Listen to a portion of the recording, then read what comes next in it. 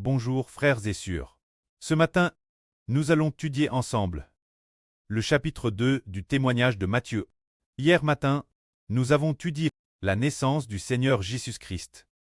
Ce matin, nous allons étudier ce que le Seigneur Jésus-Christ, après sa naissance, à travers quand le Seigneur Jésus-Christ est en Bethléem. Un groupe d'astrologues est venu Jérusalem. Ils sont venus de l'Orient. Jérusalem. En arrivant à Jérusalem, ils ont demandé aux habitants de Jérusalem. Ah, celui qui est N pour trait le roi des Juifs. Où est-il? Nous avons vu son toile en Orient, et nous sommes venus spécialement, depuis l'Orient jusqu'ici, pour nous prosterner devant lui. Ce groupe d'astrologues est-il bon ou mauvais? Pourquoi sont-ils venus de l'Orient, frère Héber, pour dire la vraie, ce que font les astrologues? Et osent-ils Dieu? L'astrologue observe l'étoile dans le ciel, et ainsi, les esprits maléfiques, les anges Tchous, et Satan le diable, lui font comprendre que le Christ est en Bethléem en Jude. Alors ils sont venus Jérusalem pour poser des questions sur Jésus. Mais, dans l'Ancien Testament, Dieu voulait-il que son peuple observe l'étoile du ciel et devienne astrologue? Non, c'est interdit, car l'astrologie est ennemie de Dieu. Ce groupe d'astrologues, en agissant ainsi, est-on pile dans le piège du diable? Alors, les habitants de Jérusalem à l'époque furent profondément troublés. Et le roi Hérode le fut aussi. Leur trouble venait du fait qu'ils avaient entendu qu'un enfant allait naître pour trait le roi des Juifs, se dire le Christ, celui qu'on appelle le Christ, appelle le Fils de Dieu. TDJN. C'est alors que le roi Hérode, tous ceux qui connaissaient bien l'Écriture, les rassembla, il convoqua tous les scribes et leur demanda « Où doit naître le Christ ?» Ils lui répondirent « Bethléem en Jude, car dans le livre du prophète, celui de Mich il est, crie ceci. Et toi Bethléem Phrata, bien que tu sois petite parmi les villes de Juda, insignifiante, mais de toi sortira celui qui gouvernera Israël pour moi. » L'origine de sa vie remonte au temps ancien. Déesse le commencement, depuis l'éternité. Alors, ce groupe d'astrologues, ce groupe de scribes, lui expliqua que la naissance du Christ, Bethléem, on dit au roi Hérode, parce que la prophétie biblique, le Christ appelle le Messie, devait naître Bethléem, et que, l'avenir, il régnerait sur toute la Jude. Alors, le roi des Juifs, Hérode, fut terrestre en colère, il décida de tuer ce Jésus nouveau-né. Ce moment-là, le roi fit appeler les mages de nouveau et leur demanda « Oh, avez-vous vu elle toile? Oh, cette toile est-elle hâle ?» Alors, les mages lui ont raconté comment ils avaient observé l'étoile en disant tout au roi. Alors, le roi leur dit « Le Christ est maintenant en Bethléem. Allez, rendez-vous Bethléem, et quand vous aurez trouvé le Christ nouveau-né, après l'avoir trouvé, revenez me le faire savoir, afin que j'y aille moi aussi, pour me prosterner devant lui. » Ainsi, les mages reçurent l'ordre du roi, allez chercher le Jésus nouveau-né, et quand vous l'aurez trouvé, revenez me le faire savoir, pour que moi aussi, avec vous, j'aille l'adorer. Les mages se mirent en route pour Bethléem. Ce moment-là, ils virent l'étoile qu'ils avaient vue en Orient apparaître de nouveau. Cette toile conduisit les mages jusqu'à Bethléem, l'endroit où le Seigneur Jésus-Christ était. Arrivant à la maison où Marie et Joseph habitaient. Ce moment-là, l'étoile s'arrêta au-dessus de la maison. Elle s'arrêta. Alors, les mages voyant que Eltoile et Hart furent remplis d'une immense joie, puis les mages entrent en apportant de l'or, de la myrrhe et de l'encens. Enfin, ils virent dans la maison le Jesus nouveau-né. Alors, ces mages se prosternent devant Jésus-Christ, lui offrant de l'or, offrant de l'encens en cadeau, offrant de l'encens en cadeau. Plus tard, les mages s'en retournent. Ils avaient l'intention d'aller à Jérusalem pour informer le roi Hérode, mais Dieu, dans un songe, avertit les mages de ne pas retourner à Jérusalem. Alors, les mages prirent un autre chemin pour retourner dans leur pays. Ce moment-là, après leur départ, un ange du Seigneur apparut en songe Joseph. Joseph était l'époux de Marie et le préadoptif de Jésus-Christ. L'ange dit Joseph, élève-toi, prends le petit enfant, et s'enfuir en Égypte avec sa mère, car Hérode va rechercher l'enfant pour le faire mourir. Alors, Hérode prit sa femme pendant la nuit et le nouveau pour les emmener en Égypte, s'enfuyant en Égypte. Profitant de la nuit, ils s'enfuirent en Égypte. C'est ce moment-là qu'ils venaient de partir depuis peu, alors l'arme de Hérode arriva en Égypte, car Hérode était très en colère que ses astrologues ne soient pas retournés à Jérusalem pour l'en informer.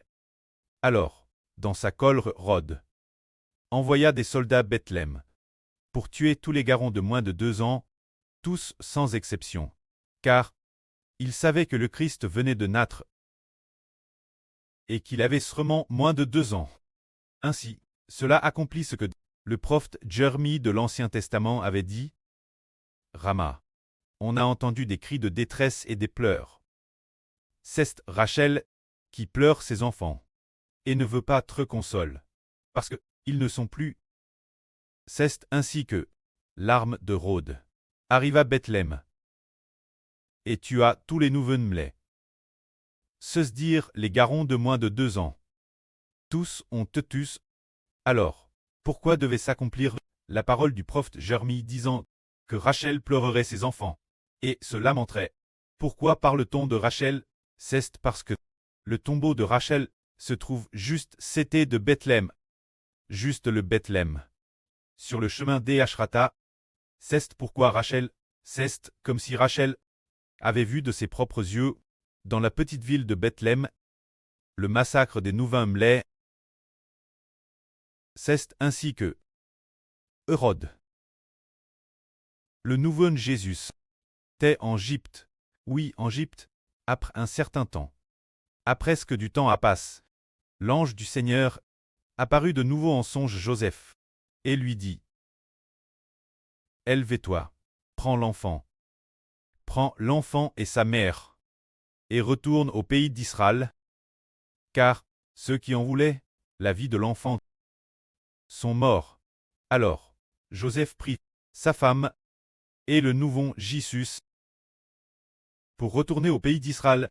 Au départ, Joseph avait l'intention de s'installer à Bethléem, mais Dieu a averti Joseph de ne pas s'installer à Bethléem, car, bien que Hérode soit mort, cependant, le fils d'Hérode, Archlas, avait succédé Hérode pour régner sur la Jude, et Bethléem faisait aussi partie de la Jude.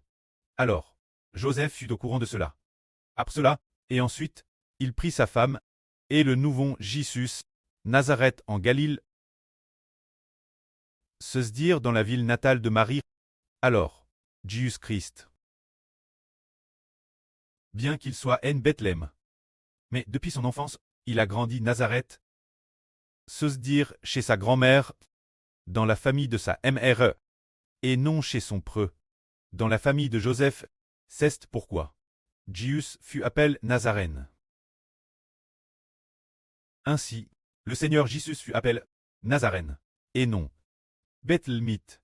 En toute logique, Jésus aurait de appel Bethlémite, car il est en Bethléem, et son pré adoptif était aussi de Bethléem, son oncle David était aussi de Bethléem, mais En raison du fait que le fils de Rod régnait sur la Jude, y compris sur Bethléem, ils eurent peur d'être tués.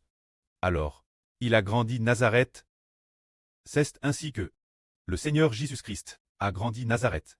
Nazareth, quel genre d'endroit est-ce? C'est dans le territoire de la Galile. Nous savons que le Seigneur Jésus est en Bethléem. En toute logique, l'endroit où l'Évangile a été le plus prêché devrait être la patrie de David, Bethléem, mais quand nous lisons la Bible, l'Évangile du Seigneur Jésus-Christ a été le plus prêché en Galile, car Bethléem est en Jude. L'Évangile du Seigneur Christ a d'abord été prêché en Galile. C'est dire Nazareth, qui appartient à la Galile. Alors, par exemple, qui venait de Galile, les 12 apôtres du Seigneur Jésus-Christ étaient tous des Galiléens. Les plus célèbres sont les 4 pêcheurs. Pierre, Jean, André, Jacques. Ces 4 pêcheurs étaient tous de Bethsaida en Galile. C'est ainsi que s'accomplit la parole du prophète Isaïe d'autrefois, disant, sur le chemin de la mer, menant la Galile. Le peuple de cette région a vu une grande lumière. Sur ceux qui habitaient dans le pays de l'ombre de la mort, une lumière s'est levée pour l'éclairer. C'est le Seigneur Jésus-Christ. En Bethléem. Mais, ayant grandi en Galile, et pendant qu'il grandissait, lorsqu'il, comme on a prêché l'Évangile, ce fut en Galile, se dire dans cette région de Galile qu'il prêcha l'Évangile. Ainsi, ces 12 apôtres étaient tous des Galiléens. C'est assez curieux, hein? Les apôtres du Seigneur Christ étaient tous des Galiléens. C'est tout comme aujourd'hui. Nos spirituels, 12 frères d'Israël. Se dire de l'Israël spirituel. Les 12 fils spirituels, ils sont comme les anciens 12 apôtres du Seigneur Christ. Entre eux, ils se connaissaient tous. Par exemple, parmi les 12 apôtres, il y avait 4 pêcheurs. 4 pêcheurs, ils étaient l'origine. Jacques et Jean étaient frères. Et Pierre et André étaient aussi frères. Et ces 4 pêcheurs, ils s'associaient pour pêcher ensemble. C'est très curieux. Parmi les 12 apôtres du Seigneur, plus de la moitié d'entre eux se connaissaient DJ. De plus, ces 4 pêcheurs, ils connaissaient aussi ce Philippe. Philippe et Nathanaël. Ils se connaissaient aussi l'origine. Ainsi donc, les 4 pêcheurs et Philippe et Nathanaël, ils étaient aussi du même pays, et se connaissaient. On peut voir que les apôtres du Seigneur Christ, pour la moitié d'entre eux, depuis leur enfance, ont probablement grandi en jouant ensemble. C'est tout comme, aujourd'hui, les 12 fils de l'Israël spirituel. Ils se connaissaient tous l'origine. Et s'étant connu le moment venu, ils ont appelé devenir les 12 fils spirituels. Que la gloire soit auprès et au Seigneur. Amen.